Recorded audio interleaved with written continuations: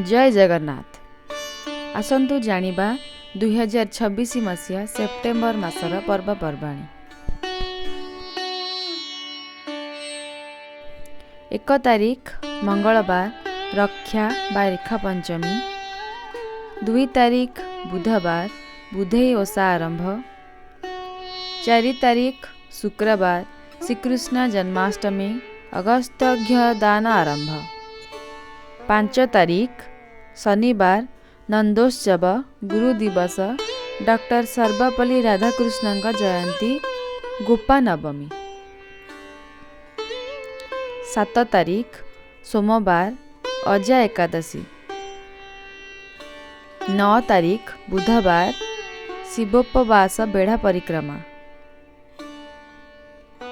10 तारिख गुरुवार अमावास्यार निशा पालन गृही मां का सप्तपुरी भोग।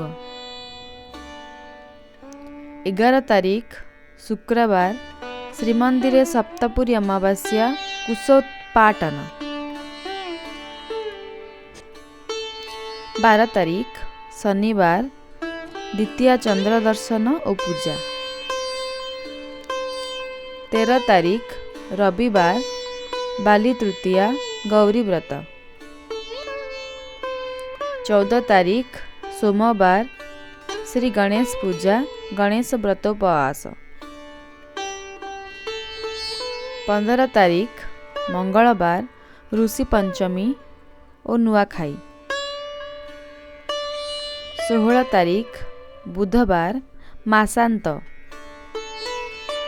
17 तारिख गुरुवार कन्या संक्रांति विश्वकर्मा पूजा और षठी ओषा सोमनाथ व्रतारंभ। 18 तारिख शुक्रवार कुकुटी व्रत ललिता सप्तमी। 19 तारिख शनिवार राधाष्टमी देवी शयनोत्सव अतिबड़ी जगन्नाथ दास जयंती। 21 तारिख सोमवार शरणारंभ। 22 तारिख मंगलवार श्री विष्णु पार्श्व परिवर्तन एकादशी। 23 तारिख बुधवार सुनिया वामन जन्म श्रवणा द्वादशी गजपति महाराज 71 अंक आरंभ। 25 तारिख शुक्रवार अनंत व्रत और शिव पार्श्व परिवर्तन। 26 तारिख शनिवार इंदु पूर्णिमा भागवत जन्म और शरण शेष। 27 तारिख रविवार पितृपक्ष तर्पण आरंभ और जह्नी ओषा आरंभ। वीडियोटी देखिथिबारु धन्यवाद।